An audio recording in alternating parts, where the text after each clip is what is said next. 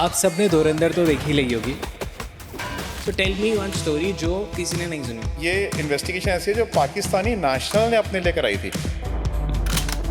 तो फिर हमने क्या किया, इंडिया से अंडरकवर एजेंट को यूएस भेजा। इनके पकड़े जाने के कितने चांसेस होते हैं? What arrangement do we have between us and undercover agent that only we know? इस दुनिया में और किसी को मालूम नहीं है कि हम दोनों के बीच में क्या अरेंजमेंट है। So let's get on to operations. Surveillance कैसे करते हो, स्ट्रैटेजी डिजाइन कैसे करते हो? मल्टीपल स्ट्रैटेजीज अडॉप्ट करी जाती हैं एक केस को सॉल्व करने में। कई बार उसके आस पड़ोस में जाके इन्वेस्टिगेशंस करनी पड़ती है, उसे घर के सर्वेंट्स को कल्टीवेट करना पड़ता है। कुछ केसेस ऐसे होते हैं जहाँ पे उनकी जान तक पे बात आ जाती है। बहुत सारे ऐसे केसेस आ चुके हैं हमारे सामने जिसमें हमारे को लाइफ थ्रेटनिंग सिचुएशंस आ गई। डिप्लॉय होने से पहले आपको उनको साइकोलॉजिकली ट्रेन तो करना ही है, फिजिकली भी ट्रेनिंग होती है। You have to be physically fit while you are working in the field, तो वो दैट फिटनेस इज रिक्वायर्ड। एक केस में पूरा ऑल इन करने से पहले कितने दिन का ट्रेनिंग प्रोसेस रहता है? एटलीस्ट 6 मंथ्स की ट्रेनिंग तो हम उनको इंटरनल विद ओल्ड इन्वेस्टिगेटर्स देते हैं। कौन सा सबसे मैक्सिमम एक्सपेंसिव ऑपरेशन आपने किया हो? एक कंपनी के लिए हमने काम किया, उसमें हमने अप्रोक्सीमेटली 40 से 50 कार्स खरीदी थी। अभी भी जाते हो आप फील्ड पे? फील्ड में जाना is different, supervising case is different. So I got a very big team of investigators. Tell me first time जहाँ पे आप गए थे एजेंट बनके। एक जगह पे ना चोरी हो गई थी। It was a shop of musical instruments. Undercover agent बनके ना मैं इस शोरूम के अंदर ही जाता हूँ और मैं सुबह सुबह रोज कपड़ा लेके उनके म्यूजिकल इंस्ट्रूमेंट साफ कर रहा होता था।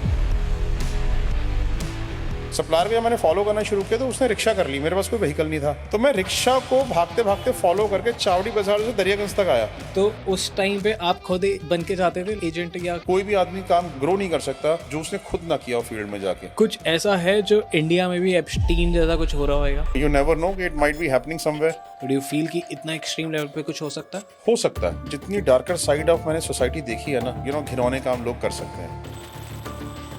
क्या कभी आपके पीछे किसी ने एजेंट या कुछ ऐसा छोड़ा है, आपकी कोई इंक्वायरी निकालने की कोशिश करी है? कभी किसी ने आपको डिच करा है?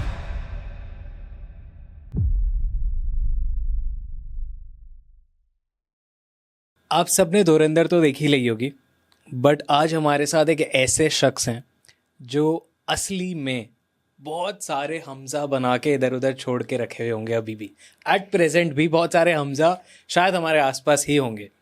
सो वी हैव एक बार फिर से हमारे साथ डिटेक्टिव, जिनके साथ हमने पॉडकास्ट किया था और बहुत सारी ऐसी बातें करी थी जहाँ से आप सबका और मेरा दिमाग घूम गया था कि हमारे इंडिया में भी शुगर डैडी शुगर मॉमीज होते हैं, या हमारे इंडिया में भी ये सब हो रही हैं चीज़ें।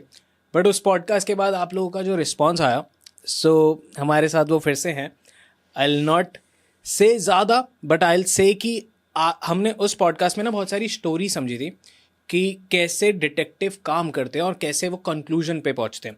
बट आज हम जानेंगे कि कैसे क्या करना पड़ता है उसके पीछे, जो ऑपरेशंस है, जो लॉजिस्टिक है, जो उनको बहुत सारी नॉर्मल दुनिया में रह के काम करना होता है, चाहे वो एयरपोर्ट पे हो, चाहे वो रेलवे स्टेशन पे हो, चाहे वो नॉर्मल कोई स्ट्रीट पे हो, चाहे कहीं पे भी ऐसी जो डेडली जगह होती है जहाँ पे शायद हम लोग जाने से भी डरे, वहाँ पे जाके उनको वो ऑपरेशन रन करने पड़ते हैं, ऑपरेशन जाके सक्सेसफुल बनाने होते हैं। सो पूरा एक कैसे एक स्पाई, एक डिटेक्टिव की लाइफ चलती है, कैसे वो ट्रेन करते हैं, कैसे वो खुद को ट्रेन करते हैं, और बहुत सारी और डीप डार्क स्टोरीज जानेंगे। सो हाय सर, कैसे हैं आप? एक बार फिर से आप अपना इंट्रो दे दीजिए सो दैट जो नई ऑडियंस आई है डॉन टॉक्स पे वो भी आपको जान जाए। Then I will put my questions. I am Naman Jain and I am the director of Sleuths India Detectives, and not to boast about myself, but then I have won the best director of India award in 2025 and हम लोग जो हैं बहुत सारे personal matters और corporate matters handle करते आए हैं आज तक।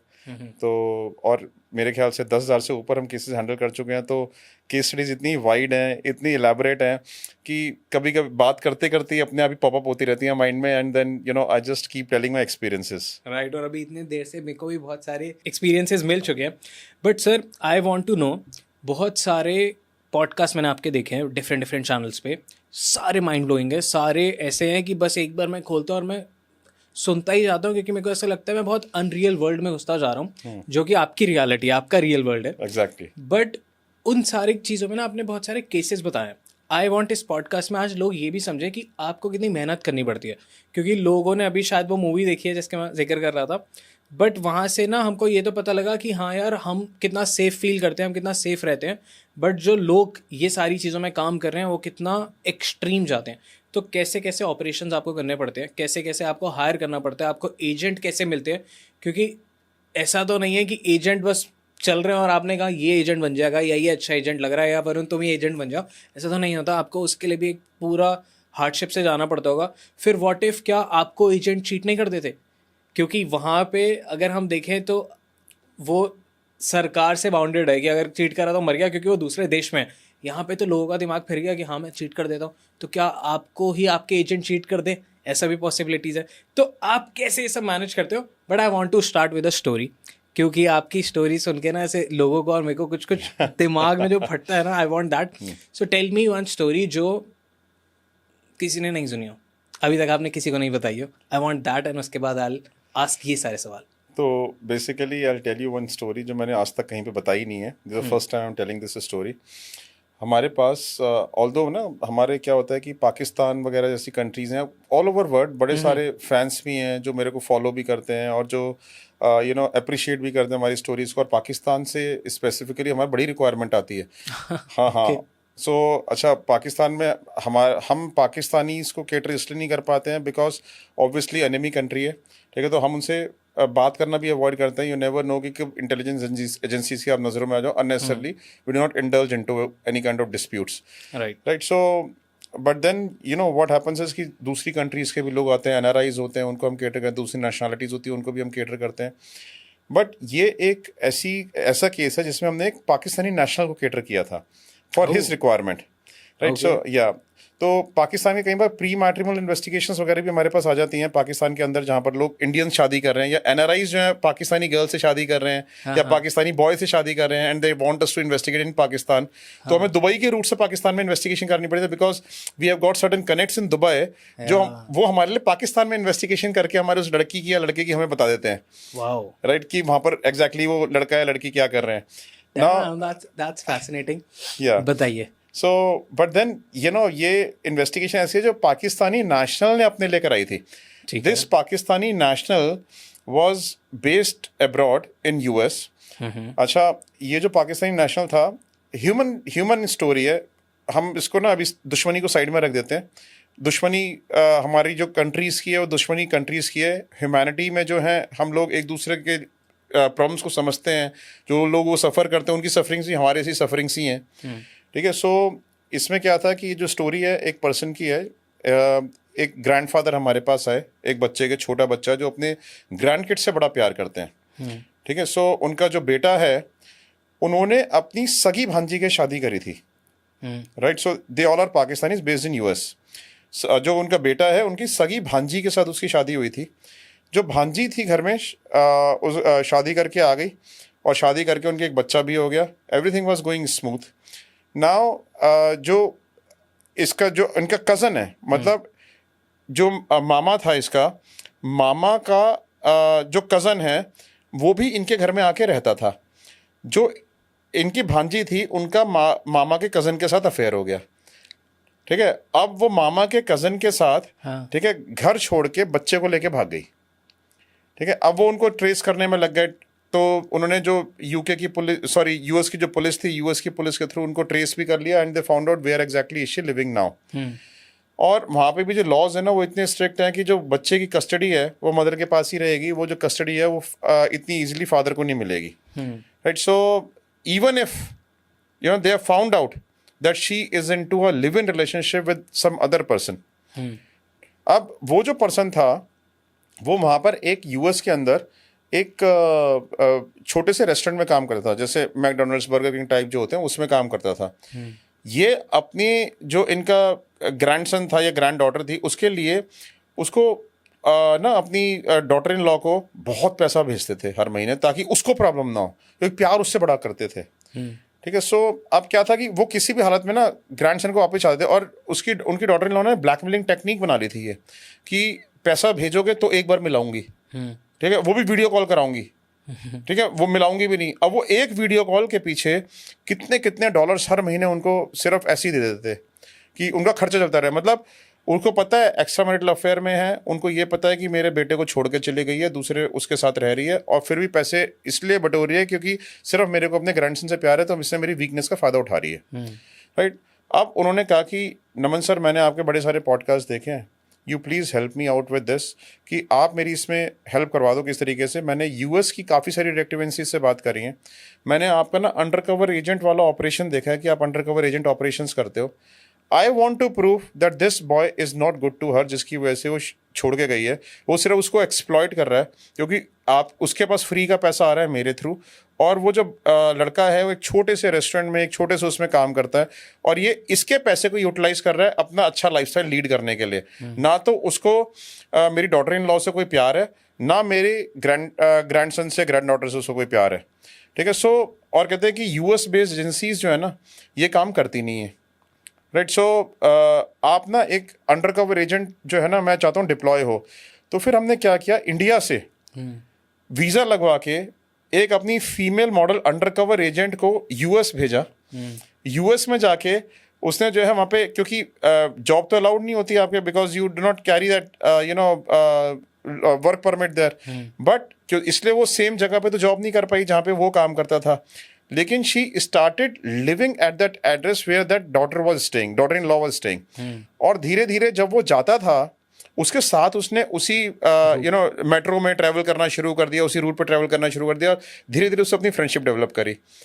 मॉडल जो थी वो बहुत ब्रेनी थी, और she was very good looking model. ठीक है। सो किसी भी आदमी के उसकी तरफ अट्रैक्ट होना बड़ा आम सी बात हुआ करती थी।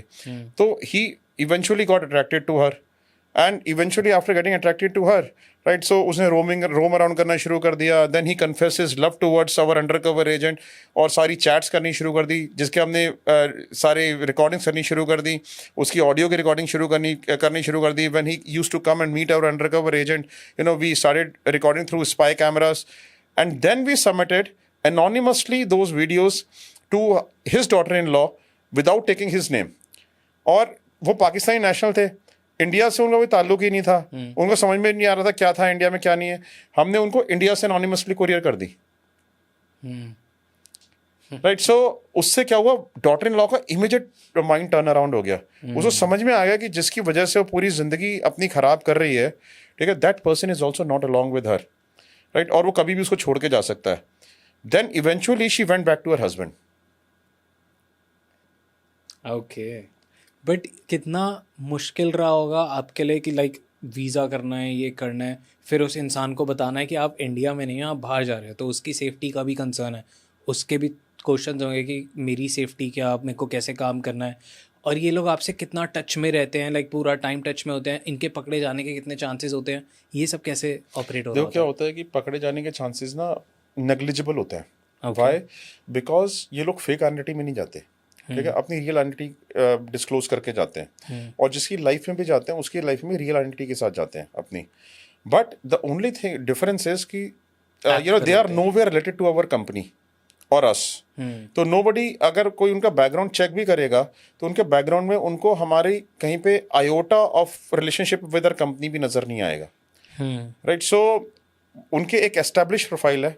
दे आर कुछ लोग चार्ट अकाउंटेंट्स जो अपनी रेगुलर जॉब्स में काम कर रहे हैं, कुछ लोग आईटी एक्सपर्ट्स जो अपनी जॉब्स में काम कर रहे हैं, कुछ लोग ब्रांड मैनेजर्स हैं अपनी जॉब में काम कर, कुछ लोग मॉडल्स हैं जो रैम मॉडलिंग फैशन शोज करते हैं। तो उनकी एक एस्टैब्लिश्ड अपनी एक प्रोफाइल है। तो अगर कोई उनके इंस्टाग्राम अकाउंट चेक करेगा, फेसबुक अकाउंट चेक करेगा, तो उनको वही नजर आएगा उसमें। राइट। सो इसलिए उनका एक्सपोज हो पाना इज वेरी वेरी डिफिकल्ट। उनका कोई बैकग्राउंड चेक करेगा, वो basically they are real. Right. अब रियलिटी पे ऊपर कोई डाउट नहीं कर सकता। What arrangement do we have between both of us and them and undercover agent, that only we know. इस दुनिया में और किसी को भी मालूम नहीं है कि हम दोनों के बीच में क्या अरेंजमेंट है। राइट। तो इसलिए एक्सपोजर तो इज नेग्लिजिबल चांस। ठीक है। Now arranging for the visa and everything, obviously you have to search for an undercover agent who has traveled to US before or to such countries before. ऐसे international operations बड़े कम आते हैं। ठीक है, बहुत rare होते हैं ऐसे operations। ठीक है, एक हमने ऑपरेशन ऐसे सिंगापुर में किया था, एक इधर किया था, और एक ऑस्ट्रेलिया में किया था। हमने आज तक 3 ही ऑपरेशंस इंटरनेशनल किए हैं। राइट। सो बहुत रेयर ऐसे ऑपरेशंस होते हैं। बट क्या होता है कि हम एजेंट्स भी ऐसे ढूंढते हैं who have widely traveled across the world because of their profession and they have gained all the visas और जिनकी एक established profile होती है जो सिंक इन कर जाए जो सिंक इन कर जाए वहाँ पे जाके, और फिर हम उन्हीं को इंडक्ट करते हैं वहाँ पे.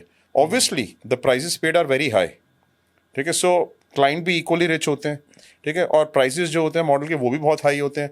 ऐसे ऑपरेशंस में एक्सपेंसेस बड़े हाई होते हैं. आपको अब्रॉड में जाना है, फ्लाइट्स लेनी है, वहाँ पे अच्छे होटल्स में रुकना है, एयरबीएनबीज में रुकना है, वहाँ पे एक्सपेंसिव एयरबीएनबीज में रुकना है, आपको डेली का डॉलर्स में खर्चा करना है, ठीक है. So it is an expensive process.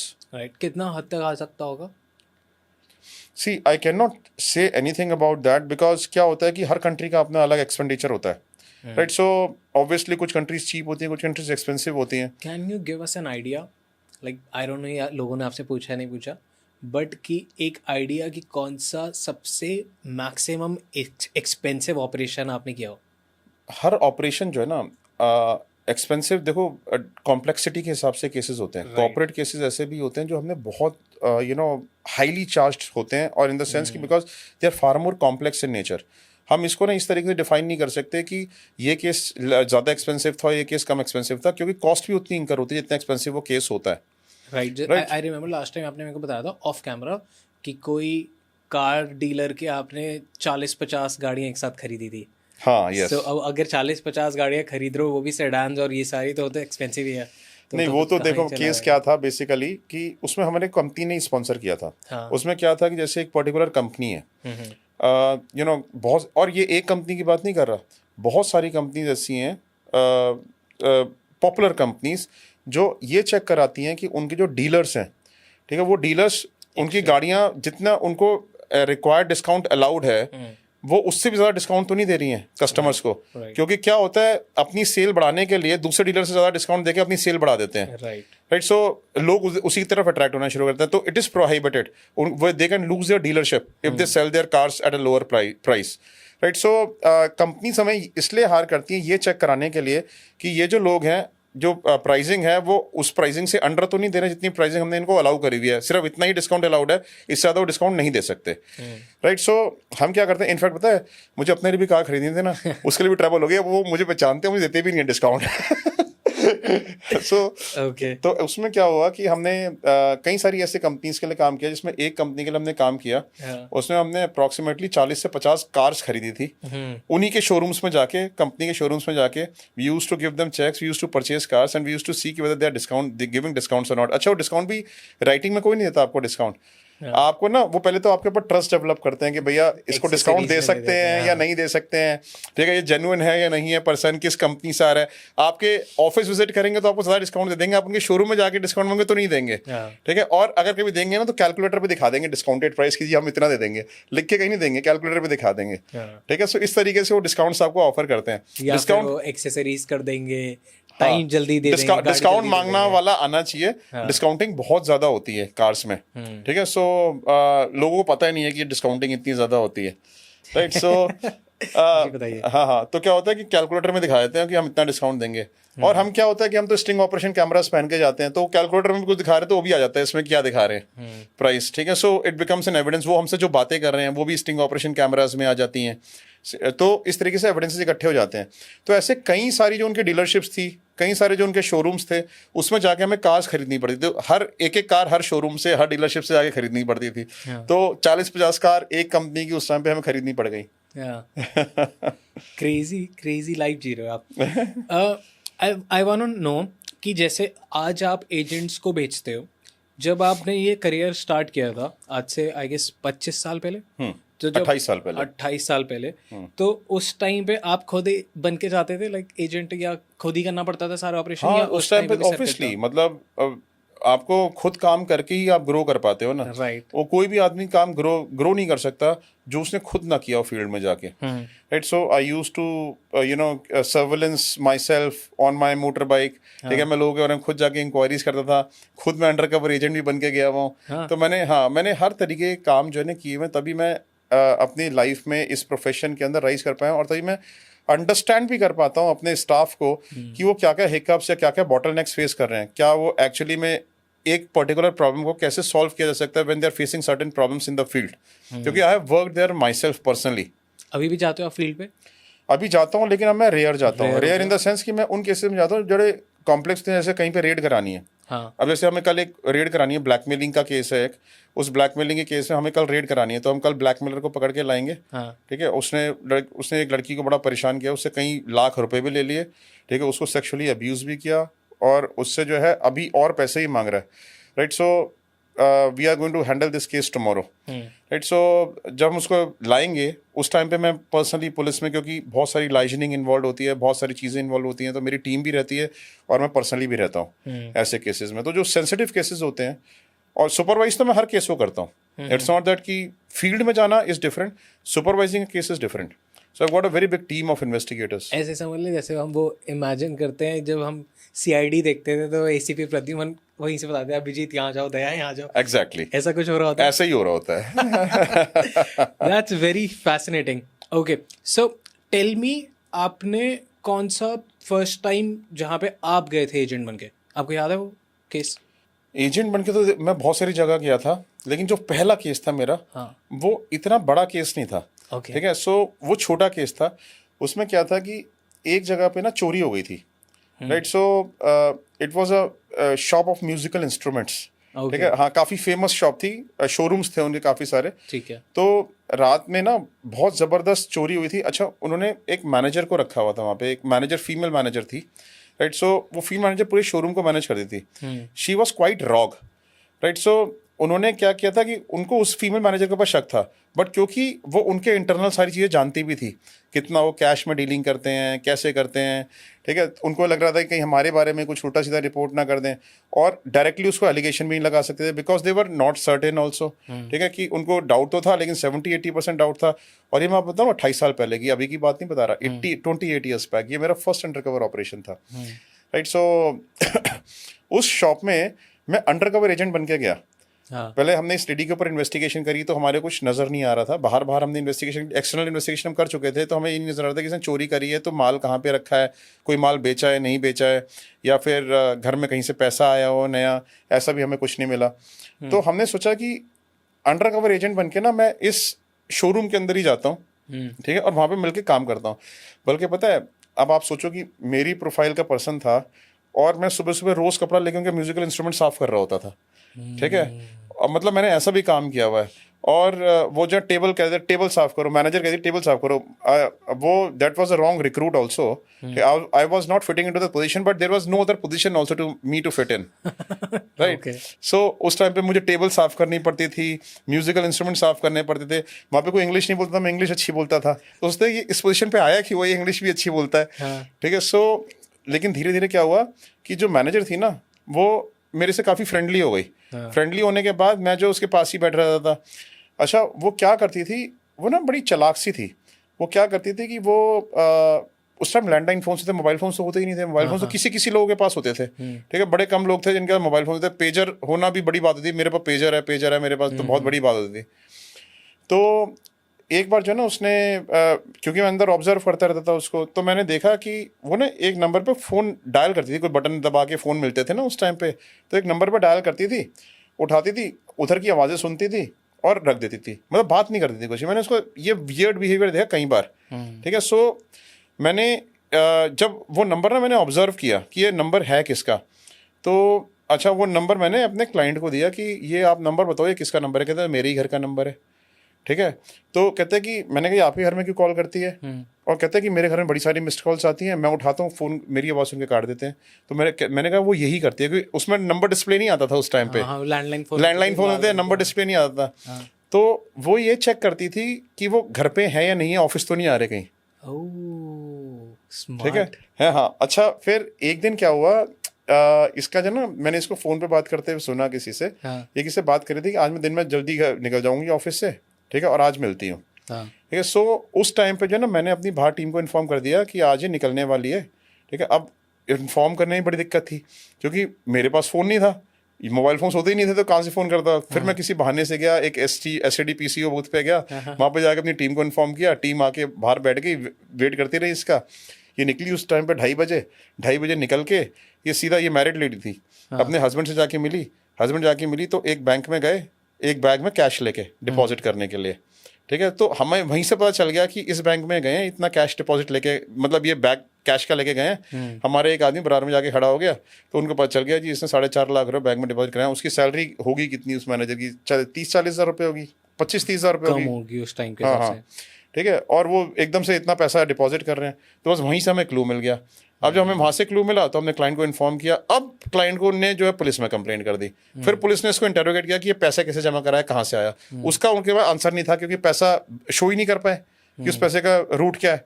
फिर उनको एक्चुअली में एडमिट करना पड़ा कि उन्होंने ही चोरी करी है, वाह, वरना ये चोरी सॉल्व नहीं हो सकती। वरना चोरी सॉल्व नहीं हो सकती। क्योंकि आई हैव सीन चोरियां देखी है पहले के टाइम पे, तो बहुत होती थी। अब तो फिर भी सेफ्टी ज़्यादा है, बट सॉल्व ही नहीं होती थी। चोरियां तो अभी भी बहुत होती हैं, कोई सेफ्टी ज्यादा नहीं है। मैं तो मतलब आपको चोरी के ऐसे ऐसे इंसिडेंट्स बताऊंगा, हाँ बस। ऐसे ऐसे केसेस हैंडल किए हैं जो सोच भी नहीं सकते लोग चोरी के। हाँ हाँ हाँ, बड़ी सारे केस हैंडल किए हैं। But anyways the podcast is not about theft cases. Exactly, but it is fascinating because क्योंकि चोरियां बहुत, मतलब मैंने अभी किसी रिलेटिव के घर पे चोरी हुई तो मैं भी बहुत दिमाग लगा रहा होता था। तो हम पहुंच तो जाते थे, बट हम छोटे होते थे तो हम अभी क्या तो ही बोल हमने सकते थे। एक केस सॉल्व किया है हाँ जहाँ पे एक फैमिली है, हाँ वो उनके यहाँ कैश आता है बड़ा, वो कोई चीज कंस्ट्रक्ट कर रहे हैं, तो कैश का काफी वो रहता है। तो जब हाँ ट्रांजिशन रहता है घर में, अच्छी फैमिली है, हाँ तो एक लॉकर में लाके पैसा रखते हैं। हाँ ठीक है, लॉकर सारा घर सीसीटीवी कवर किया हुआ है, 16 सीसीटीवी कैमरास लगा रखे हैं, लॉकर में लाके पैसा रखते हैं। ठीक है, और गोल्ड भी है उस लॉकर में। उस लॉकर की चाबी दूसरे लॉकर में, ठीक है, जो दूसरा लॉकर है उसकी चाबी तीसरे लॉकर में रखी हुई है, जो तीसरा लॉकर है उसकी चाबी चौथे लॉकर में रखी हुई है। ठीक है, छुपाने के लिए सिर्फ इंटरनली। ठीक है, सो और सारे लॉकर सीसीटीवी कवर्ड है। ठीक है, और फिर भी कैश चोरी हो जाता है लॉकर में से, और लॉकर इंटैक्ट मिलता है बंद। कैसे? अब ये बताऊंगा अगले पॉडकास्ट में because this is not a theft. Okay, but कितना तो फिर तो ये तो बहुत बेवकूफ़ी वाली हरकत है कि अगर पैसा आपका फिर भी चोरी हो रहा है तो। अच्छा, उनका सस्पिशन पता है क्या था? उनका सस्पेंशन ये था कि कोई जिन्न आता है, उनको किसी ब्लैक मैजिशियन में बताया, कोई जिन्न आता है वो पैसा चुरा लेता है। ठीक है, आपके यहाँ किसी जिन्न का साया है। अच्छा, वो पुलिस में जाते नहीं थे क्योंकि 2 नंबर का पैसा था सारा। ठीक है, कैश का पैसा था। Right. ठीक है, और उनका नाम बड़ा फेमस है उस एरिया में, तो वो उस एरिया में ना तो पुलिस में जाना चाहते थे ना बताना चाहते थे। उनको लगता था कि हम जब भी जाके मैटर रिपोर्ट करेंगे, ठीक है, इमीडिएटली इनकम टैक्स वाले हमारे घर पे आ जाएंगे। उल्टा ही पड़ेगा, राइट। हाँ हाँ, डैम। एक बात बताओ, आई डोंट नो आपसे कभी किसी ने पूछा नहीं पूछा, बट आपको बहुत सारी अंदर की चीज़ें पता हैं, बहुत सारे बॉलीवुड के राज पता है, पॉलिटिशियंस के राज पता है, बड़े बड़े कॉर्पोरेट वाले लोगों के राज पता है, सब पता है आपको। कुछ ऐसा है जो इंडिया में भी एप्स्टीन जैसा कुछ हो रहा होगा? मैं आपको ना एक बात बताता हूँ कि एप्स्टीन फाइल्स तो यूएस में भी इतनी फेमस नहीं थी, अब जाके फेमस हुई है ना, जब सारी चीज़ें खुली हैं। हाँ। तो जब एक बार बबल जाके फटता है ना, तभी फेमस होता है। हम डार्क सीक्रेट्स के ऊपर इन्वेस्टिगेशंस करते हैं लोगों के, और डार्केस्ट पॉसिबल सीक्रेट्स के ऊपर हमने इन्वेस्टिगेशन करी है लोगों की। राइट, हमें पता है कि लोगों की लाइफ कैसी है। ठीक है, but you know as pathetic as Epstein files, ठीक है, वो तो हमारी अपनी नज़र में नहीं आया है कहीं पे, बट हाँ, but you know, you never know कि it might be happening somewhere. But do you feel या डू यू गेट, आपका तो गट फीलिंग बहुत स्ट्रांग हो गया होगा, तो डू यू फील कि इतना एक्सट्रीम लेवल पे कुछ हो सकता है? हो सकता है।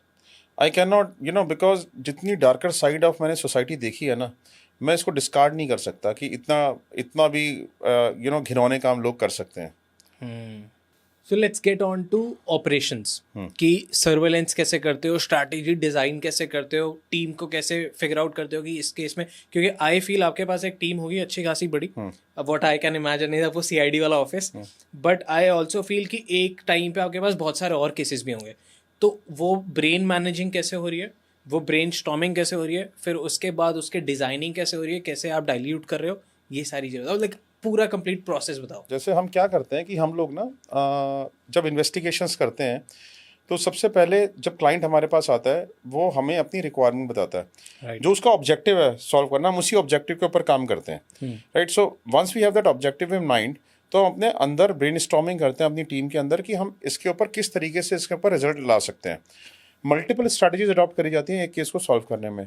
कई बार आदमी को फॉलो करके उसकी एक्टिविटीज़ को वॉच करना पड़ता है, कई बार उसके आस पड़ोस में जाके इन्वेस्टिगेशंस करनी पड़ती है, उसे घर के सर्वेंट्स को कल्टीवेट करना पड़ता है, ड्राइवर्स को कल्टीवेट करना पड़ता है, ऑफिस के एम्प्लॉयज़ को कल्टीवेट करना पड़ता है। कई बार जो है आपको जो इन्फॉर्मेशन निकालनी पड़ती है, आपको अगर कोई आप अपने एम्प्लॉय है जो आपकी कॉम्पिटिंग कंपनी से आपके यहाँ पर आया हुआ है और आपका मोल है, जैसे अभी हमने एक केस किया रिसेंटली, ठीक है, सो उसमें क्या था कि हमारा client is a very big name in India. वो अपनी R&D के अंदर, रिसर्च एंड डेवलपमेंट के अंदर कई करोड़ रुपए लगा चुके हैं एक मशीन को डेवलप करने में। ओके, राइट, ये जो मशीन को डेवलप कर रहे हैं, ठीक है, ये अपने लिए, अपने पर्पस के लिए कर रहे हैं, then they are going to sell this machine in the market also. Right, right, so now 4 साल उन्होंने मशीन, इतना सारा स्टाफ हायर किया, इतने रिसोर्स हायर किए, R&D करके 4 साल लगा दिए उस मशीन को डेवलप करने में। नाउ जब उसके फाइनल स्टेजेस में थी, इनके यहाँ से 2 एम्प्लॉयज छोड़ के चले गए। 2 एम्प्लॉयज छोड़ के चले गए और इनके पास इंफॉर्मेशन आई उसी टाइम पे कि इनकी कंपटीशन कंपनी ने इनकी टेक्नोलॉजी को पेटेंट करा लिया। राइट, अब इनकी टेक्नोलॉजी जिसके ऊपर 4 साल के रिसर्च एंड डेवलपमेंट, उनके सारे ब्लूप्रिंट, सब चीज़ें, ठीक है, everything was passed on to business competition. Right, और ये जो 2 एम्प्लॉयज थे, ये प्लांट थे इनके बिजनेस कंपटीशन का, जो इनके साथ साथ चल रहे थे during the process of research and development. 4 साल से? हाँ, 3 साल से। 3 साल से। राइट, और ये जो है वहाँ पर रहे, और जब वो डेवलप हो गई टेक्नोलॉजी, ठीक है, तब छोड़ के चले गए। देन और कंपटीशन ने इनसे पहले वो करा लिया।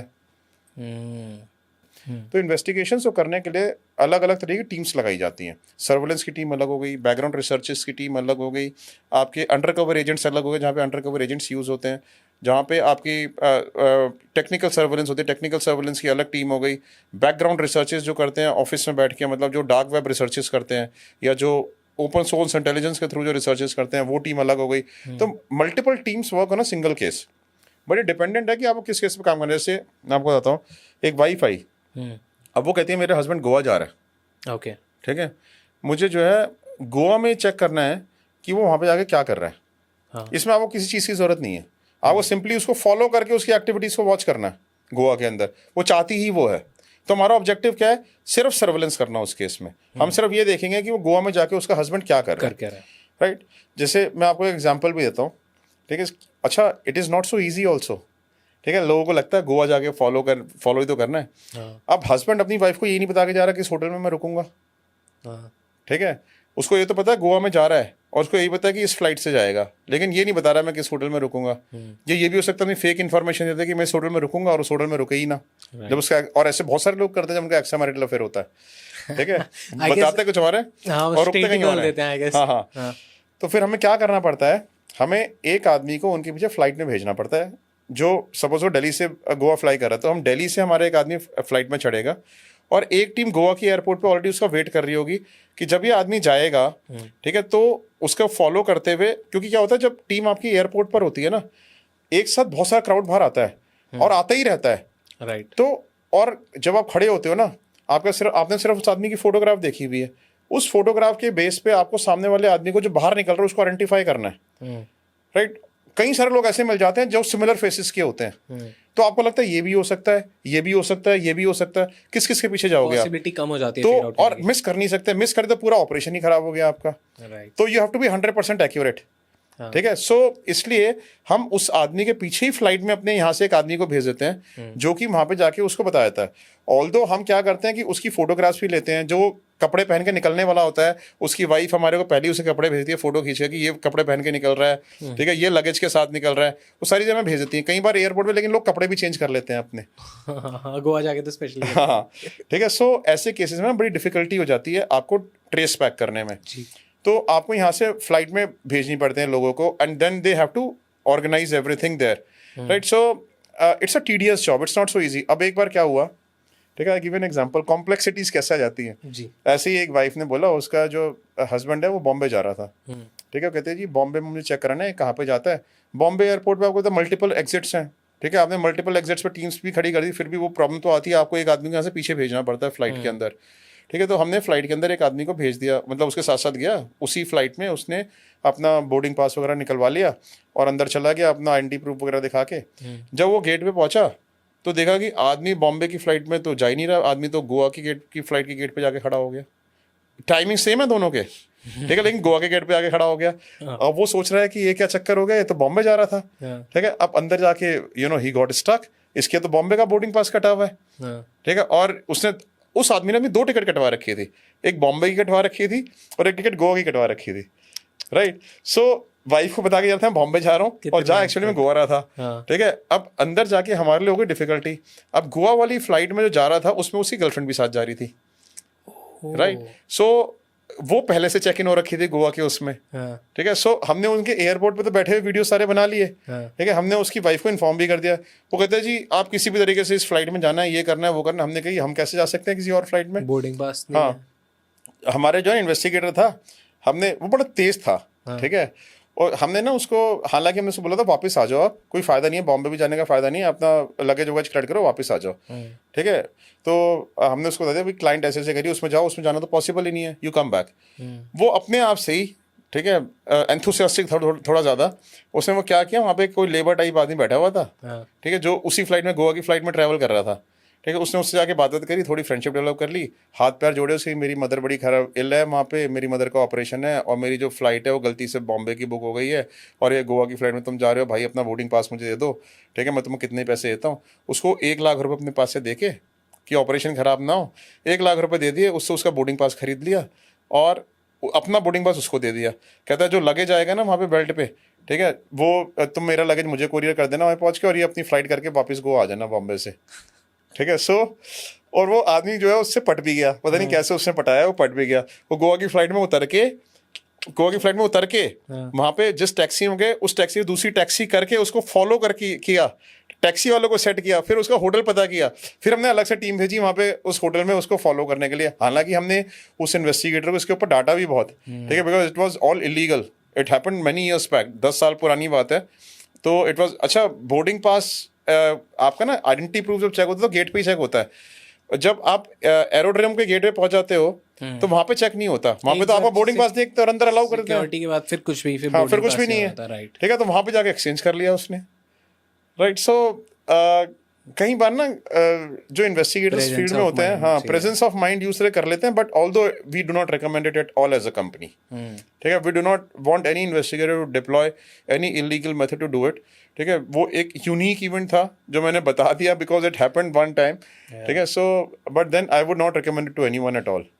बट कुछ केसेस ऐसे होते हैं जहाँ पे उनकी जान तक पे बात आ जाती है। बिल्कुल होते हैं, और बहुत सारे ऐसे केसेस आ चुके हैं हमारे सामने जिसमें हमारे को लाइफ थ्रेटनिंग सिचुएशंस आ गई, जहाँ पे आपको भी लगा कि यार इस टाइम पे इस एजेंट को बस वहाँ से अबॉर्ट करना पड़ेगा, लेके आना पड़ेगा, बचाना पड़ेगा, कुछ ऐसा। एक बार तो ऐसा एक इवेंट हुआ था जहाँ पे हमारे को एक लड़की के मामा ने केस दिया। लड़की जो थी was in love with a boy in some village in Punjab, okay. ठीक है। सो वो जो लड़का था उसके प्री नॉर्मल चेक था, जबकि एक सिर्फ नॉर्मल प्री मैट्रिमोनियल चेक जिसको हम लीस्ट सेंसिटिव मानते हैं। हमारे प्री मैट्रिमोनियल चेक्स जो होते हैं सबसे लीस्ट सेंसिटिव होते हैं, बट आपको नहीं पता होता ना आपको थ्रेट कहाँ से आ रहा है। वक्त तो किसी का भी खराब हो सकता है, हमारा भी तो खराब होता है, अच्छा वक्त बुरा वक्त सबका चलता है। तो बेसिकली ना कई बार ऐसे कई सारे इवेंट्स हो चुके हैं जिन इवेंट्स में हमारे कई सारे इन्वेस्टिगेटर्स बहुत डेंजरस सर्कमस्टेंसेस फंस चुके हैं। इनफैक्ट मैं खुद फंस चुका हूँ, ठीक है। सो बट ये केस था जिसमें हमें एक नॉर्मल सा प्री मैट्रिमोनियल केस था जिसको हम लीस्ट सेंसिटिव मानते हैं कंपनी के अंदर।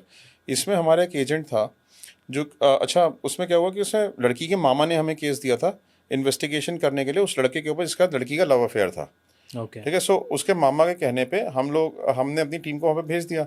हमारा जो एजेंट था वो हालांकि काफ़ी शार्प एजेंट था, राइट, वो अच्छी इन्वेस्टिगेशंस करता था। गांव का एरिया था वो, पंजाब का एक गांव था जहाँ पे वो लड़का रहता था। उसने मामा ने गलती क्या करी, अपनी भांजी को ही बता दिया कि मैं जो है इन्वेस्टिगेशन करा रहा हूँ इसकी, मैंने डिटेक्टिव एजेंसी को टास्क दिया है। उस लड़की ने अपने बॉयफ्रेंड को अलर्ट कर दिया कि तुम्हारे बारे में पूछने आएंगे, ठीक है, तुम देख लेना कैसे करना है, ठीक है। मामा ने डिटेक्टिव एजेंसी हायर करी है। उस लड़के ने, गांव छोटा गांव होता है, सब एक दूसरे को जानते हैं, ठीक है। सो उसने सब में इन्फॉर्म कर दिया कि अगर मेरे बारे में कोई पूछना है मुझे बता देना, मेरे बारे में कोई पूछना है मुझे बता देना। हम डिटेक्टिव्स हैं, बात करने के लिए पूछना तो पड़ेगा ही ना लोगों से, जब तक पूछोगे नहीं, ठीक है, तो पता कैसे चलेगा। तो हमारी टीम गई, अब टोटली अनएक्सपेक्टेड था। उन्होंने जो पहले ही घर नॉक किया होगा, पहले घर नॉक करते ही वो लोग बाहर आ गए। उन्होंने किसी बहाने से उसके बारे में पूछा, ठीक है, वो एकदम समझ गए, उन्होंने उनको कॉल कर दिया। वो आगे 5-6 लठैतों को लेके, वो लाठियाँ लेके और सब लेके, लड़का भी आ गया, उसके चाचा वाचा सब आ गए और उसको घर में ले गए। घर में ले जाके पहले तो उसकी बहुत पिटाई करी उन्होंने, एजेंट ठीक है, एजेंट की।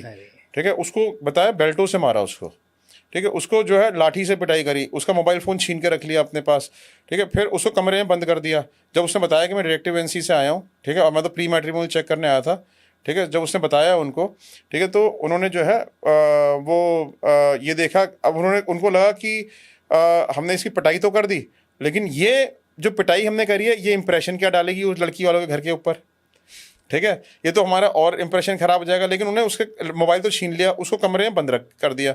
इतने में कमरे में जब तक वो बंद था तब तक उसको खिड़की खुली मिल गई, खिड़की से वो कूद के भाग गया। किसी पासर बाई का उसने फ़ोन लिया, पासर बाई के फ़ोन से उसने हमें फ़ोन किया है।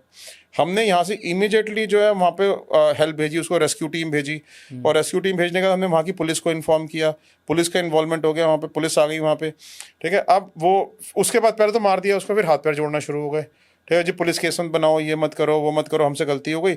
और उधर उसके जो मामा जी थे, लड़की ने उधर हंगामा मचा दिया घर में कि उनके अगेंस्ट पुलिस केस मत बनाओ, ये हो गया, वो हो गया, वो जेल चला जाएगा, मैं घर छोड़ के भाग जाऊंगी, ठीक है। उधर से हमारे ऊपर क्लाइंट का प्रेशर आना शुरू हो गया, जी पुलिस केस मत बनाओ प्लीज़, हम आपके हाथ जोड़ते हैं, जो कंपनसेशन हम दे देंगे, पुलिस केस मत बनाओ, ये वो, ठीक है। फिर हमारे को पुलिस केस विड्रॉ करना पड़ा उस केस में, seeing the sensitivity of that whole situation. Scary तो है काम। आप ट्रेन कैसे करते हो? लाइक आप उनको जो डिप्लॉय होने से पहले आपको उनको साइकोलॉजिकली ट्रेन तो करना ही है, फिजिकली भी ट्रेनिंग होती है? हमारे ना फिजिकल ट्रेनिंग नहीं होती है, लेकिन हाँ साइकोलॉजिकल ट्रेनिंग, और क्योंकि फिजिकल देखो क्या होता है कि हम पुलिस तो है नहीं, ठीक है, ना ही हम आर्मी में है, हमारे लोगों झगड़ा तो करना नहीं है जाके, लड़ाइयाँ करनी है, ठीक है। हमारा काम है डिस्क्रीट इन्वेस्टिगेशंस करना, और हमारी इन्वेस्टिगेशन सामने वाले को पता भी नहीं चलता कि उसकी इन्वेस्टिगेशन हो गई है, ठीक है। रेयर ही कभी ऐसा हुआ है आज तक इतने सालों में कि किसी को कभी पता चला हो, ठीक है, उसकी इन्वेस्टिगेशन हो रही है, वरना सारी इन्वेस्टिगेशन एकदम डिस्क्रीट होती है, ठीक है। सो जब आपको किसी लड़ना झगड़ना नहीं है, कुछ नहीं करना है, हाँ एक्टिवनेस बड़ी ज़रूरी होती है। एक्टिवनेस इन द सेंस कि सपोज करो कि आपको किसी को फॉलो करना है, ठीक है, तो थोड़ी दूर तक आप भाग पाओ उसके पीछे, आपको एकदम से व्हीकल नहीं मिल रहा है तो एकदम उसके पीछे आप भाग पाओ, बेसिक स्ट्रेंथ स्टैमिना हो, जब बेसिक स्टेमिना हो। जैसे मैंने अब एक केस किया था, मैं जो था चावड़ी बाज़ार में ना कुछ नकली नलके होते हैं ना, ये जो सैनिटरी आइटम्स होती हैं, ये किसी कंपनी का नकली बनता था, ओके, ठीक है। सो हाँ फर्स्ट कॉपी बनता था, और नकली ओरिजिनल कंपनी का नकली बनता था। हमें कंपनी ने हायर किया था कि उनका डुप्लीकेट मटेरियल वहाँ पे बिक रहा है, ठीक है। सो मैं ना वहाँ पे कस्टमर बन के गया, जो वहाँ का डीलर था जो नकली माल बेच रहा था, उसमें नकली माल खरीदता था।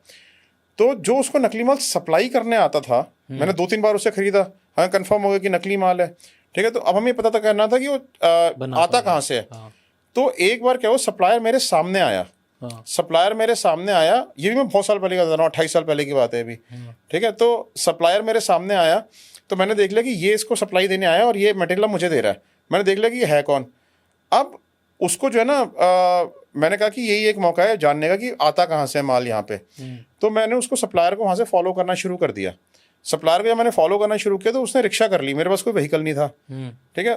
तो मैं रिक्शा को भागते भागते फॉलो करके चावड़ी बाजार से दरियागंज तक आया, okay, right, which good 3-4 kilometres of distance, right, 4.5 kilometres होगा, राइट। सो कई बार आपको भागना पड़ सकता है। तो मैं आपको बताने की कोशिश कर रहा था कि कई बार आपको ना जब इन्वेस्टिगेशन आप करते हो तो you have to be physically fit while you are working in the field. तो वो that fitness is required, but not exactly कि मार्शल आर्ट्स की स्किल्स चाहिए और उसकी स्किल्स चाहिए, ठीक है। So that is one. And secondly good aptitude होना कि if you are getting into a situation, उस सिचुएशन से कैसे बाहर निकलना है, इस चीज़ की ट्रेनिंग देना बड़ा ज़रूरी होता है। तो वो हमारे यहाँ सीनियर IB ऑफिसर्स हैं, पुलिस ऑफिसर्स हैं, आर्मी ऑफिसर्स हैं, रॉ ऑफिसर्स हैं, जो वहाँ से रिटायर हो चुके हैं, वो हमारे स्टाफ को ट्रेन करते हैं, ओके, कि किस तरीके से सिचुएशंस को मैनेज करना है, राइट। सो एप्टीट्यूड उनके अंदर डेवलप किया जाता है, उनके अंदर स्किल्स डेवलप करी जाती है, उनको बताया जाता है कि कहीं पे किस पोजीशन पे अगर आप फंस जाते हो या कोई आपसे क्वेश्चंस पूछता है तो आपको क्या करना है। और हर केस के लिए ट्रेन किया जाता है, पहले हर केस में इंडक्ट करने से पहले ट्रेन किया जाता है। एक केस में पूरा ऑल इन करने से पहले कितने दिन का ट्रेनिंग प्रोसेस रहता है? ऐसा कुछ नहीं होता है, ठीक है। जैसे कि आपको सिर्फ even half an hour discussion is quite good enough in some cases. So basically कोई सेट ब्लूप्रिंट्स नहीं है, हर केस की रिक्वायरमेंट के साथ कितना कॉम्प्लेक्स केस है, ठीक है। और जो टीम जा रही है, क्योंकि एक टीम सारी चीजें मैनेज नहीं कर रही, एक केस के ऊपर मल्टीपल टीम्स काम कर रही हैं, इस पॉडकास्ट में आगे बढ़ने से पहले I would like to introduce Milav to you guys. Milav एक ऐसा इनिशिएटिव है, एक ऐसी ट्रैवल कंपनी है जो आपको सारे धार्मिक स्थानों पे लेके जा रही है। ये आपको वृंदावन, मथुरा, बरसाना से लेके काशी, अयोध्या, जो भी आप जाना चाहते हैं, जहाँ भी आप जाना चाहते हैं, मिलाव आपको वहाँ पे लेके जा रहा है। मिलाव का एक सिंपल सा मीनिंग है मिलना, मिलाव करना, मीट योरसेल्फ थ्रू डिवाइन। आप अपने आप से मिले, पर उससे पहले आप अपने भगवान से मिले। भगवान से मिलने के बाद ही आप मिलते हैं। जैसे अर्जुन को कृष्ण जी मिलने के बाद अर्जुन मिला था, तो ऐसे ही आपको मिलाव आपसे मिलवाएगा भगवान के द्वारा। मिलाव को और ज्यादा जानने के लिए, मिलाव से जुड़ने के लिए आप नीचे डिस्क्रिप्शन में डिटेल्स देख सकते हैं। वहाँ पे आपको सारी ट्रिप्स के बारे में पता लग जाएगा। नेक्स्ट मिलाव कहाँ लेके जा रहा है, कब लेके जा रहा है, क्या है, सारी डिटेल्स आपको सब पता लग जाएगी। और मैं भी आपके साथ ट्रिप पे आऊंगा। तो जुड़िए मिलाव से and enjoy this episode, enjoy dot talks Hindi podcast. Subscribe कर लेना। तो किस टीम को कितनी ट्रेनिंग देनी है और ट्रेनिंग देने की जरूरत भी है या नहीं है, ठीक है, that is dependent on situation. Like जैसे सर्वेलेंस की टीम है, उसको पता है कि मुझे सर्वेलेंस करनी है जाके, वो हज़ारों केसेस में आज तक कर चुके हैं। उनको पता है भाई हमने सब्जेक्ट का नाम दे दिया, उसी गाड़ी का नंबर दे दिया, रेजिडेंशियल एड्रेस दे दिया, वहाँ से फॉलो कर रहे हैं सिर्फ उसको पब्लिक प्लेसेस पे, ठीक है। तो उनको पता है, उसमें कोई ट्रेनिंग की जरूरत नहीं है, because they are already well trained for the same, ठीक है। आप कहीं पे इंक्वायरीज करने जा रहे हो, इंक्वायरीज में अननोन सर्कमस्टांसेस में अगर आप जा रहे हो, ठीक है, तो वहाँ पर आपको ट्रेनिंग की जरूरत है फिर भी कि भाई इसके में हमें क्या क्या चाहिए और आपको क्या क्या वहाँ पे जाके करना है, राइट। लेकिन आप जब अंडर कवर एजेंट में डिप्लॉय कर रहे हो, अंडर कवर एजेंट में आपको ट्रेनिंग देनी पड़ेगी कि वहाँ के सर्कमस्टांसेस क्या है, वहाँ का टेक्निकल नो हाउ क्या है। अब आपको नकली माल पकड़ना है कहीं पे कि नकली माल कहाँ पे बन रहा है, तो आपको ये ट्रेनिंग चाहिए कि नकली माल में ओरिजिनल माल में डिफरेंसेस क्या है, उसमें क्या क्या टेक्निकल डिफरेंस है, आइडेंटिफाई कैसे करोगे नकली और ये असली है। तो you have to study around, you have to study around, ठीक है। कुछ केसेस में ट्रेनिंग की जरूरत होती है और कुछ केसेस में ट्रेनिंग की जरूरत नहीं भी होती है। जो टीम ऑलरेडी रिफाइन हो चुकी है उनको तो नहीं है, जो सीनियर होते जा रहे हैं। बट अगर कोई एकदम नया एजेंट आए जिसको कोई आइडिया नहीं है, आपको कहीं पे उसको भेजना है, कहीं पे दूसरे शहर में भेजना है या किसी के पीछे भेजना है, या कोई हाई प्रोफाइल के पीछे भेजना है, तो आप हाई प्रोफाइल के पीछे अगर आप भेजो तो उसके कुछ फिक्स पर्सनालिटी ट्रेड होने चाहिए कि उसको भी उतना कॉन्फिडेंस होना चाहिए कि सिर्फ सुंदर होने से काम नहीं चलेगा, उसको वो कॉन्फिडेंस भी आना चाहिए। तो जब आप उसको लेके आओगे, जब आप उसको हायर करोगे कि हाँ ये मॉडल्स हैं या ये एक्टर्स हैं और ये प्रोफाइल सही लग रही है, जब वो आपके सामने आएगा तो आप पहले तो बेसिक खुद आप देखोगे कि हाँ ये फिगर आउट कर सकता है, ये आपने चूज़ कर लिया। उसके बाद उनको कितना टाइम लगता है समझाने में सारा ब्रीफली कि देखो सबसे पहली बात तो जो नए एजेंट्स कंपनी में आते हैं उनको डायरेक्टली हम ऑपरेशन पे नहीं भेजते till the time they are trained with old agents. Okay, ठीक है। जब ओल्ड एजेंट्स के साथ जब उनकी ट्रेनिंग हो जाती है, फील्ड में सर्वेलेंसेस कर चुके होते हैं, इंक्वायरीज कर चुके होते हैं, तब हम उनको इंडिविजुअली इन्वेस्टिगेशन करने के लिए भेजते हैं। And it takes good amount of time, at least 6 months की ट्रेनिंग तो हम उनको इंटरनल विद ओल्ड इन्वेस्टिगेटर्स देते हैं। और इन हाउस ट्रेनिंग तो जो हम थियोरेटिकल ट्रेनिंग देते हैं वो तो देते ही हैं। लेकिन अब जैसे कोई अंडर कवर एजेंट है, अंडर कवर एजेंट में तो आपको अपने उन अननोन सर्कमस्टांसेस में डायरेक्टली खुद ही जाना पड़ेगा, because you are an undercover agent. एक अंडर कवर एजेंट है जिसने पहले किसी ऑपरेशन में काम किया हुआ है, तो वो तो जाके सेटल हो सकता है, उसको पता है कि भाई मुझे as an undercover agent क्या क्या करना है। बट एक फ्रेश अंडर कवर एजेंट जो उसी प्रोफाइल के लिए हायर किया गया, जिस प्रोफाइल में उसको काम करना है, ठीक है, उस एजेंट को आपको पूरी ट्रेनिंग देनी पड़ती है कि आपको किस तरीके से कोई आपसे क्वेश्चंस पूछता है वो क्या आंसर्स करने हैं, ठीक है, किस तरीके से आपको अपने आप को प्रेजेंट करना है, आपको उसके बारे में कैसे इन्फॉर्मेशन निकालनी है। और हम डेली बेसिस पे उनका टच में रहते हैं अपने अंडर कवर एजेंट्स के, इन द सेंस कि डेली की जो रिपोर्टिंग है, मॉर्निंग और इवनिंग रिपोर्टिंग्स होती हैं कि मॉर्निंग में उसको ब्रीफ किया था कि आज आपको ये काम करना है, और इवनिंग में जो है उससे रिपोर्ट ली जाती है कि आज आपने क्या क्या काम किया, ठीक है। सो इस तरीके से जो हम अंडर कवर एजेंट्स को, और अगर कुछ कहीं पे लूप होल है कुछ है, तो हमको गाइड कर देते हैं, अभी आपको ये करना है, अभी आपको ये करना है, कल आपको ऐसे बिहेव करना है, कल आपको वैसे बिहेव करना है, अभी आपको विड्रॉ करना है, अभी आपको इस आदमी से अलर्ट हो रहा है ना कि आप इसके साथ ज़्यादा इतना फ्रैंक क्यों हो रहे हो, तो अभी विड्रॉ कर लो थोड़े दिन के लिए, ठीक है, 4-5 दिन अपना काम करो, अभी उससे बात नहीं करनी, let him come back to you himself. जब वो आपके पास खुद आएगा बात करने के लिए, तब उससे बात करना, ताकि उसको ये ना लगे कि आप ज़्यादा उसके पास जा रहे हो। Correct. I don't know you will answer this और नॉट, बट क्या कभी आपके पीछे किसी ने एजेंट या कुछ ऐसा छोड़ा है, आपकी कोई इंक्वायरी निकालने की कोशिश करी है? देखो क्या होता है कि इंक्वायरी अगर कोई निकालेगा भी मेरी, तो डिटेक्टिव्स का वर्क इतना प्रोफेशनल होता है कि इतनी आसानी से पता नहीं चलता। Okay, right. So obviously when you rise, right, so और जब आपकी एक ऐसी प्रोफाइल बन जाती है कि आप एक एस्टैब्लिश हो जाते हो कहीं पे जाके, तो बहुत लोगों को जेलसी भी होती है आपसे, बहुत लोग जो है ना आपके दुश्मन भी बन जाते हैं, एनिमीज़ भी बन जाते हैं।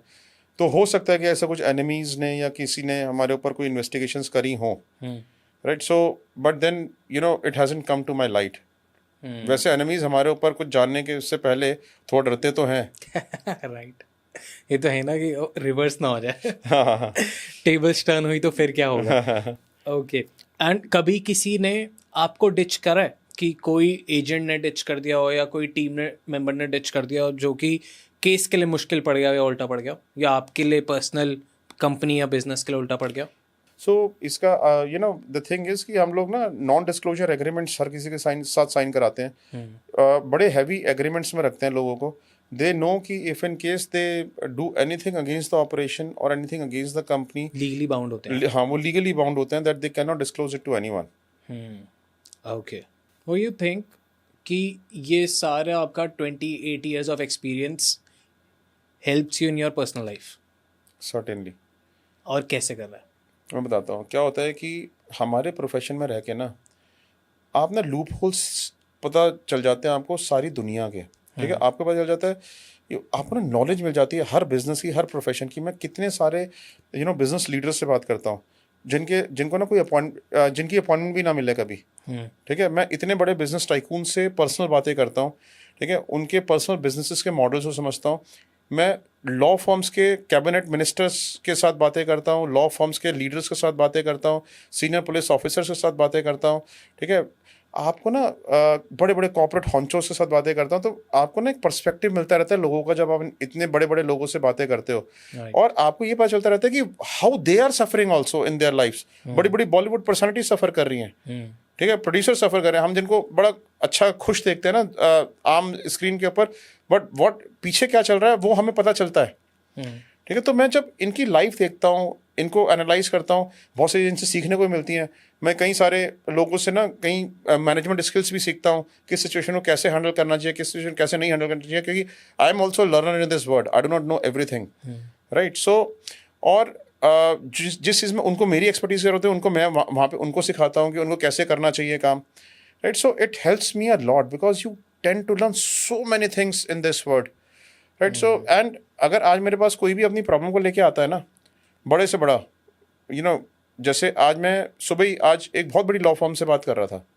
दे were telling me about their problem, ठीक है? They start telling me about their problem and I could tell them कि ये चीज़ें आपके साथ हो रही हैं, ये आपकी प्रॉब्लम है एंड ये इसका सोल्यूशन है, ठीक है?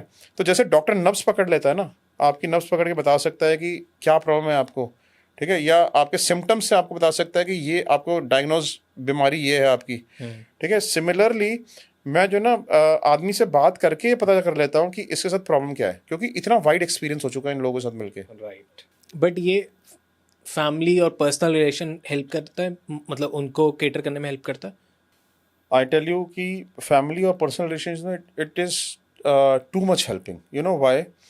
बिकॉज जब आप डार्क साइड द वर्ल्ड देख लेते हो और आपको रीजंस पता चल जाते हैं कि उस डार्क साइड के रीजंस क्या हैं। Suppose extra marital affair, let us से, ठीक है? एक्स्ट्रा मैरिटल अफेयर मुझे पता है कि मैंने दुनिया देख ली, और दुनिया देखने के बाद मुझे पता है कि हाउ इट हैज़ एंडेड, किस तरीके से लोगों की लाइफ्स और फैमिलीज डिस्ट्रॉय हुई हैं। तो क्या मैं उसमें जाऊँगा? I will not do it, ठीक है? My wife would not do it because she has seen people getting destroyed, right? मेरी डॉटर है, ठीक है? उसने देखा है कि चाइल्ड मॉनिटरिंग के कितने सारे केसेस हमारे पास आते हैं जिसमें बच्चे ड्रग्स में पड़ जाते हैं, गलत कंपनीज में पड़ जाते हैं, या गलत लड़कों के साथ उनके रिलेशनशिप हो जाते हैं, जो लड़के उनको एंटाइज करके अपनी तरफ खींच के ले जाते हैं पैसा गेन करने के लिए। She has seen it from her childhood, right? ठीक है? तो she would not get entice so easily. She has become strong headed herself because she has bed time stories की जगह उसने हमारी केस स्टडीज सुनी है बचपन से। What a kid. या इमोशनली मैच्योर। या exactly, right? So that is why आपको ना कोई आसानी से बेवकूफ़ नहीं बना सकता, और I आप guess- कॉशियस भी हो जाते हो। हम जितनी भी स्टोरीज सुनते हैं आपसे, चाहे कोई भी चैनल पे सुन रहे हो, उन सारी स्टोरीज में बहुत इमोशनल टर्बुलेंस है, बट अगर हर एक स्टोरी की स्टार्ट देखें तो आई गेस वहाँ पे सिर्फ एक्साइटमेंट है, बहुत ज़्यादा इमोशनल हाई है, बहुत ज़्यादा व्हाट नेक्स्ट है, और ग्रीड है, ये सारी चीज़ें हैं।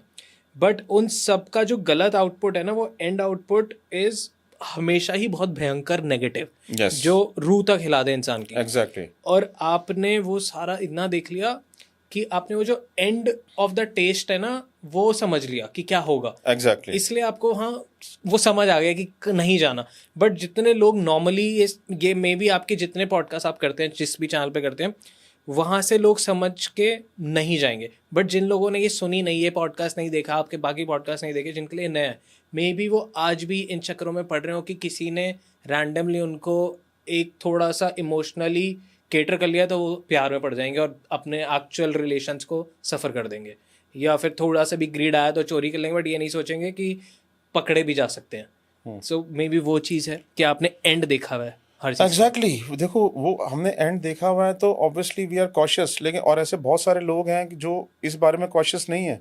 आज ही जो है ठीक है कॉल सुबह आया हमारे पास जिसमें एक लेडी है, उसकी 21 साल की बेटी ने भाग के शादी कर ली, राइट, और जिससे भाग के शादी करी है ये बड़े अच्छी एजुकेटेड फैमिली है, वो फैमिली बड़ी डाउनवर्ड फैमिली है, राइट, और वो जो लड़का है उसकी फैमिली में जिसमें उसने शादी करी है, शादी करके चली गई, पूरी फैमिली ने मिलके एंटाइस किया लड़की को, ये दिखाया कि देखो हम कितने अच्छे फादर इन लॉ और मदर इन लॉ बनेंगे, वो दिखा रहा है मैं कितना अच्छा हस्बैंड बनूंगा, ठीक है, उसको एंटाइस कर रहे हैं अपनी तरफ, उसको अपने घर ही बुला रहे हैं, उसके बड़ा ध्यान रख रहे हैं, उसको पैम्पर कर रहे हैं, अपने बच्चों को इतना पैम्पर नहीं कर रहे, उसको ज़्यादा पैम्पर कर रहे हैं कि बस किस तरह की शादी करके हमारे घर में आ जाए। लड़की इज ऑल्सो गेटिंग अट्रैक्टेड कि अरे वाह मेरे को तो इतना प्यार मिल रहा है, तो अपने पेरेंट्स से इतना प्यार नहीं मिलता, लेकिन वो ये नहीं सोच रही कि वो सारा फेक है, राइट, वो सिर्फ एंटाइज करने के लिए है। अब जब वो आ गई घर में शादी करके, पेरेंट्स के भाग के शादी कर ली, जब भाग के शादी कर ली अब चली गई उस घर में, ठीक है, तो वहाँ पे जाके क्या हो रहा है कि उसके जो अपने पेरेंट्स से भी कॉल कर रही है तो उसको स्पीकर फोन पे सुन रहे हैं कि क्या बातें कर रही है, ठीक है, और जाने के बाद फिर आपने तो जी कुछ शादी में किया ही नहीं है, आपने तो कुछ चढ़ाया ही नहीं है, ऐसे थोड़ी शादी होती है बनियों में, ठीक है, ऐसे थोड़ी होता है कि आप कुछ पैसा नहीं दोगे बनियों में।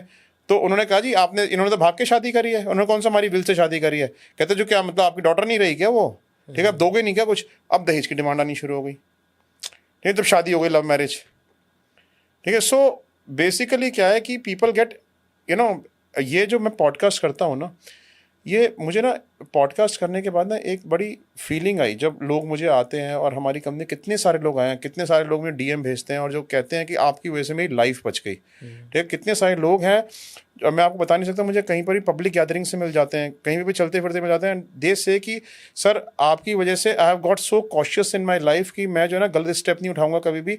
और कितने लोग ऐसे मिले जिन्होंने मुझे ये बोला है कि सर आपकी वजह से मैं बच गया, ठीक है। खास तौर से एक आर्मी डॉक्टर वाली रील मैंने बोली थी जिसमें एक आर्मी डॉक्टर बन के मैट्रिमोनियल फ्रॉड्स करता था, ठीक है। सो वो रील देखने के बाद तो मेरे पास कम से कम 25 कॉल्स आए होंगे ये कहने के लिए हमारे साथ भी एग्जैक्टली सेम हो रहा है, अवेयरनेस हो रही है, राइट। तो और मैं सोचता था कि जो मेरी लर्निंग है, जो मैंने 28 साल में अपनी ज़िंदगी में सीखा, एक दिन क्या होगा मेरे साथ चली जाएगी, it will not remain anywhere, right. अगर जो मेरी एक्सपर्टीज़ है, जो मेरे एक्सपीरियंसेस, अगर मैं इससे किसी को सिखा सकता हूँ, को टीच कर सकता हूँ, और जिससे कई सारे लोगों की लाइफ बच सकती है, वाई नॉट। अब जैसे जिम इंस्ट्रक्टर्स हैं, जुम्बा इंस्ट्रक्टर्स हैं, ये कम्युनिटी में से ऐसे कुछ लोग निकल गए हैं जिसके ऊपर मैंने काफ़ी बोला अपने पास्ट पॉडकास्ट के अंदर, ठीक है। और इसी तरीके से जो जिम इंस्ट्रक्टर्स हैं जो मैरिड लेडीज़ को एंटाइस करते हैं या लड़कियों को एंटाइस कर लेते हैं और उनका घर ख़राब करते हैं, उनसे पैसे एक्सट्रैक्ट करते रहते हैं, गिफ्ट्स एक्सट्रैक्ट करते रहते हैं, इस बारे में मैंने बड़ा बोला। तो इसमें कितनी सारी लेडीज़ के हस्बैंड्स के हमारे पास फ़ोन आए, कितनी सारी लेडीज़ के खुद के फ़ोन आए कि हाँ सर मेरे साथ भी ऐसे ही हो रहा था, राइट। इवन कमेंट्स भी अगर आप देखोगे ना, जिसमें जिन रील्स में मैंने ऐसे बोला, उन रील्स में कितने लोगों ने ये बात बोली है कि सर हमारे साथ भी ऐसा हो रहा है। अब सारी नेगेटिविटी लाके पूरी दुनिया को सुधार रहे हो। Nobel work. लास्ट पॉडकास्ट में जब हम बात कर रहे थे तो आपने एक केस बताया था कि पॉलिटिशियन की बेटी ने आपको अकेले बुलाया था, बोला था वाइफ को नहीं लेके आना। सो बहुत पसंद आया था लोगों को कि आप सिर्फ फनी बातें भी करते हैं, आप फन भी करते हैं। सो कोई और ऐसा इंसिडेंट जो आप बताना चाहें? ओके, तो ये एक इंसिडेंट मुझे याद आता है क्योंकि अब मेरा बड़ा पॉपुलर सा फेस हो गया ना, लोग सब जानते हैं, मुझे भी जानते हैं और मेरी वाइफ को भी जानते हैं। तो क्या हुआ कि मैं और मेरी वाइफ एक रेस्टोरेंट में गए, हमारा मन था कि हम आराम से जाके डिनर विनर करेंगे साथ में। हम टेबल पर जाके बैठे तो सामने एक कपल बैठा हुआ था, ठीक है, वो कपल भी अपनी ड्रिंक्स कर रहा था, एकदम क्लोज होके बैठे हुए थे एक दूसरे के साथ, ठीक है, और हम आराम से बैठे हुए थे, हमें देखे जा रहे थे, ऑब्जर्व कर रहे, देखे जा रहे थे। हमने कहा कि क्योंकि हम लोग जो ना शायद हमारे को सब लोग जानते हैं, लोग देखते हैं, हम देखते हैं कि भाई काफ़ी सारे लोग स्टेयर कर रहे होते हैं, कहीं पे भी हम जाते हैं तो मैं वैसे ही स्टेयर कर रहे होंगे, ठीक है। लेकिन एब्सर्ड क्या था उसमें कि उन्होंने अपना डिनर और ड्रिंक्स बीच में छोड़ दी। पहले एक पर्सन निकला बाहर और फिर दूसरा पर्सन बिल पे करके वहीं से निकल गया और सब कुछ बीच में रह गया। तो फिर उससे घबरा गए। उससे मुझे ये रियलाइज हुआ कि they were maybe into an extramarital affair, इसीलिए इतना क्लोज ऐसे होके बैठे हुए थे, ठीक है। और जब उन्होंने हमारे फेसेस देख लिए तो उनको लगा कि हम उन्हीं के ऊपर इन्वेस्टिगेशन करने आए हैं, इसलिए वो चुपचाप वहां से निकल गए। हमारी फोटो खींची जा रही है। But in public setting it is very obvious, आप ना बहुत आसानी से पता कर सकते हो कि कौन एक्स्ट्रा मैरिटल में है। हाँ। क्योंकि वो पैशन नहीं होता है वरना। अगर मैं भी अपनी टीम के साथ जा रहा होता हूँ ना, हम भी कहीं ऐसी जगह पे बैठे हैं जहाँ पे हमें लगता है तो बहुत जल्दी फिगर आउट हो जाता है, यार ये हस्बैंड वाइफ नहीं है, ये नहीं है। Exactly, तो वो ना वो एज अलग और बॉडी लैंग्वेज कॉलेज वाली वो हो रहा होता है, तो जो दिखता है ना तो वो सबको पता लग जाता है। बट आई डोंट नो, उनको ही नहीं पता लग रहा होता है। लेकिन वो ऐसा होता है उनके लिए कि वो एक मूवी में है, अब पता नहीं कब वो मूवी का इंटरवल होगा या हिप्नोटिज्म, ये एक्स्ट्रा मैरिटल अफेयर होता है ना, हिप्नोटिज्म की स्टेज होती है, ठीक है। आदमी जो ना हिप्नोटाइज्ड होता है और आदमी ना यूथफुल हो जाता है, उसको ये लगने लगता है कि I have grown younger again. उसको अपने कॉलेज के दिन याद आने शुरू हो जाते हैं कि जब एवरीथिंग वाज सो फ्री, उसको ना वो मस्ती, वो एन्जॉयमेंट, वो नई नई चीज़ें, बातें करना, नई नई चीज़ें सुनना एक नए पार्टनर से। अपने पार्टनर से तो बोर हो चुके होते हैं, सेक्स लाइफ भी बोर हो चुकी होती है, राइट। सो अब उनको ये सारी चीज़ें नई नई दिखाई देती है ना, तो they get into the state of hypnotism. वो सोचते हैं कोई ऑब्जर्व ही नहीं कर रहा, किसी को कुछ पता ही नहीं चलेगा, एंड दे गेट कॉट। या बट आई ऑल्सो वांट कि आई फील आपके पास बहुत सारे पर्सपेक्टिव्स है, बिकॉज बहुत सारा डेटा है, बहुत सारा आपने रिसर्च करी है, बहुत सारे लोगों के इमोशन समझें। सो आई वांट एक और पर्सपेक्टिव जहाँ पे आई वांट टू नो कि क्या सारे एक्स्ट्रा मैरिटल अफेयर्स जितने होते हैं वो उतने ही बेकार होते हैं, उतने ही गंदे होते हैं, उतने ही हमको उसको गलत नज़रिए से देखना चाहिए। देखो मैं ना एक बात बताता हूँ कि I will just try to prove it through a case study, हाँ, ठीक है। let's हम ये कहना चाह रहे हैं बेसिकली कि जो एक्स्ट्रा मैरिटल अफेयर हैं, आर दे ऑलवेज बैड? ठीक है। तो मैं इस केस स्टडी से ना पब्लिक से ही पूछना चाहूँगा कि वर दे बैड और नॉट, ठीक है। मैं 2 केस स्टडीज देता हूँ, ठीक है, और मैं पूछना चाहूँगा कि यहाँ पे जो एक्स्ट्रा मैरिटल अफेयर हुआ, ठीक है, क्या वो एक्स्ट्रा मैरिटल अफेयर जस्टिफाइड था या नहीं था, ठीक है। एक फैमिली में एक लड़के की शादी होती है, ठीक है। जो लड़की है वो शादी करके आती है। लड़की जो है बड़ी रूथलेस है, ठीक है, क्रूअल है, हर किसी से लड़ने झगड़ने को तैयार रहती है, अपने मदर इन लॉ से, फादर इन लॉ से हर टाइम लड़ती झगड़ती रहती है। जॉब करती है अपनी, ठीक है, करियर ओरिएंटेड है, ठीक है, घर में बिल्कुल इंटरेस्ट नहीं रहती, घर के काम में बिल्कुल इंटरेस्ट नहीं रहती, अपने हस्बैंड से जो है बहुत ज़्यादा क्लोज नहीं है अपने हस्बैंड के, ठीक है। अब हर टाइम उसको अपने मदर फादर के यहाँ जाके रहना होता है। कई बार तो ऑफिस से बिना बताए अपने मदर फादर के यहाँ चली जाती है, ठीक है। एक्स्ट्रा मैरिटल अफेयर नहीं है, ठीक है, लेकिन ऐसे दबंग है वो। एक बार उसका झगड़ा हो जाता है कहीं पे, ठीक है, झगड़ा हो जाता है तो वहाँ पे ऐसी लड़की है जो किसी का भी कॉलर ऐसे करके पकड़ लिया। मैनली थी वो लड़की थी नहीं, आदमी ही थी एक तरीके से। पुलिस वाले का कॉलर पकड़ लिया उसने। हाँ हाँ, किसी को भी वो होता है थप्पड़ मार देती है। वो 60 साल का उनके यहाँ वो ड्राइवर काम करता है, उसको कहते ओए इधर आ, उसको ऐसे करके बातें करते हैं। उनके यहाँ कोई मेड सर्वेंट नहीं टिकती, ठीक है, क्योंकि हर किसी मेड सर्वेंट से वो लड़ जाती है। उसको जो है अपने हस्बैंड को बच्चा हो जाता है मैरिज से, ठीक है। बच्चे की केयर की वजह से कि बच्चा सफ़र ना करे, वो कहते हैं कि वो कहते हैं मुझे सेपरेट रहना है, पेरेंट्स के साथ नहीं रहना, ठीक है। मेरी सास तो नागिन है, ठीक है, सबको ये फैलाती रहती है, पर्सपेक्टिव अपनी सास का क्रिएट करती रहती है। वो हस्बैंड उसका शिफ्ट हो जाता है, ठीक है। ये goes on for quiet time. उसका ऐसी टॉर्चर चलता रहता है, ऐसी मेंटल टॉर्चर चलता रहता है हर टाइम का। अब थोड़े टाइम बाद क्या होता है कि दोनों के अलग अलग सोना शुरू कर देते हैं। वो लड़की वेट गेन कर लेती है खूब, ठीक है, और पूरे लड़कों की तरह बाल कटवा लिए और लड़कों की तरह ही रहना शुरू कर देती है घर के अंदर, ठीक है। वो और सब लोग ये कहते हैं, फ्रेंड्स ही मजाक करते हैं, 2 men living in the same house, ठीक है, ठीक है। सो अब क्या है कि ऐसे केस के अंदर, ठीक है, और जो हस्बैंड है, ठीक है, उसकी कहीं पे भी इस पूरे इवेंट में कहीं पे भी गलती नहीं है, ठीक है। सो अब हस्बैंड का अपने एक ऑफिस की कलीग के साथ क्लोजनेस डेवलप हो जाती है धीरे धीरे करके, ठीक है, जो कि हाईली एजुकेटेड है, ठीक है, जो कि हु इज़ फेमिनिन, ठीक है, हु अंडरस्टैंड्स द प्रॉब्लम। ठीक है, बॉस और जूनियर वाला उनका रिलेशनशिप था, तो इस वजह से उसकी क्लोजनेस वहाँ पे डेवलप हो गई, उसका एक्स्ट्रा मैरिटल अफेयर डेवलप हो गया, उसको कई साल से अपनी मैट्रिमोनियल लाइफ का सुकून नहीं मिला कभी उस आदमी को ज़िंदगी में, उसने एक अच्छी मैट्रिमोनियल लाइफ कभी देखी ही नहीं अपनी ज़िंदगी में, ठीक है। तो उसका एक्स्ट्रा मैरिटल अफेयर हो जाना, ठीक है, जबकि वो अपने बच्चे की वजह से अपनी वाइफ के साथ रह रहा है, उसको सब कुछ दे भी रहा है, ठीक है, और वो आके खुद अपनी वाइफ के सामने एडमिट करता है कि हाँ मेरा एक्स्ट्रा मैरिटल अफेयर है, कन्फेस कर रहा है। हाँ कन्फेस कर रहा है, ठीक है, is he wrong on his part और नॉट, ठीक है, let's leave this question to public, ठीक है, लेट देम आंसर दिस, बताओ। ठीक है। सो मुझे ऐसा लगा, जो मेरा पर्सनल व्यू है, मुझे ऐसा लगा कि सर्कमस्टांसेस ही ऐसे थे जहाँ पे उसका हो गया, पता नहीं उसको मुझे ब्लेम करना चाहिए या नहीं करना चाहिए इस चीज़ के लिए, ठीक है। अब दूसरे सर्कमस्टांसेस पे आता हूँ, एक और केस स्टडी देता हूँ।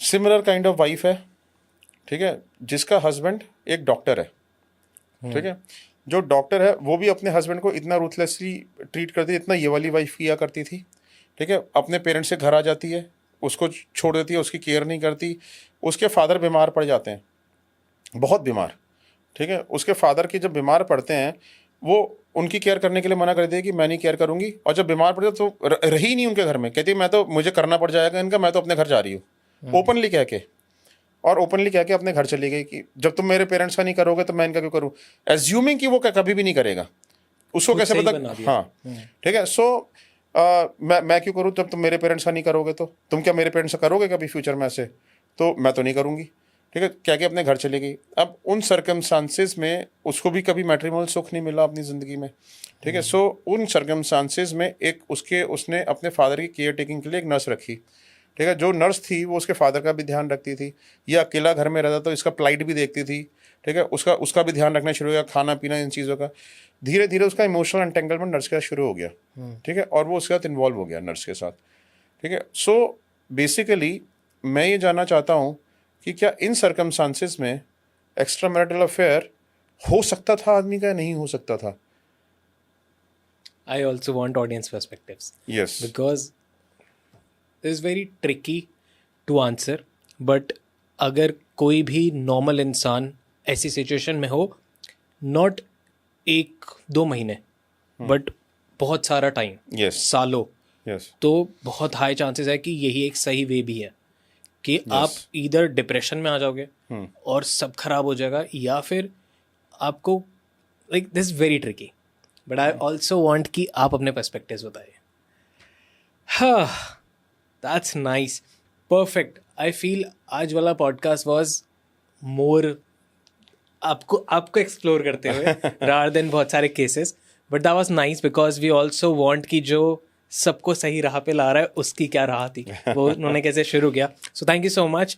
एंड हम सेकंड टाइम पॉडकास्ट कर रहे हैं, तो सेकंड टाइम आप फीडबैक दे सकते हैं। How was I as a host, कैसा रहा आपका experience? You have been awesome host, Varun, and I tell you the best about you. You know, you understand things deeply, and you ask very good questions. Thank you so much. I guess Rao in first house. Also आप बोल रहे थे ना कि I want कि मेरा दिमाग रहे, सो आई वांट कि हम AI ब्रेन बनाएंगे आपका, सो दैट सबकी मदद होती रहे, चाहे कुछ होना हो सबकी मदद होती रहे। Certainly. So thank you so much आने के लिए, थैंक यू सो मच।